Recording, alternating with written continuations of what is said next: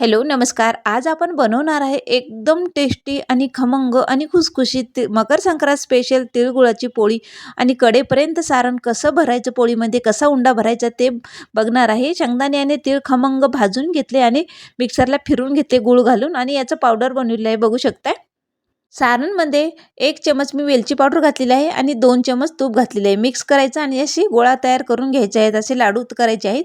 आणि इकडे 2 वाट्या गव्हाचं पीठ, 4 चमच मी तूप घातलेलं आहे. चवीनुसार मीठ घातलेलं आणि मळून घेतलं. 10 मिनिट भिजायला ठेवलं आणि जेवढा आपल्या सारणचा गोळा आहे तेवढंच आपल्याला पिठाचा गोळा घ्यायचा आहे आणि याच्यामध्ये मस्त असं गोल वाटी तयार करायची आहे आणि हे लाडू याच्यामध्ये भरायचं आहे. या पद्धतीने जर तुम्ही तिळगुळाची पोळी बनवली तर अजिबात गूळ पण बाहेर येणार नाही आणि वातड पण होणार नाही. एकदम अशी खमंग आणि खुसखुशीत आपली तिळगुळाची पोळी तयार होते. सविस्तर व्हिडिओ चॅनलवर आहे, तुम्हाला बघायचा असेल तर तुम्ही बघू शकता.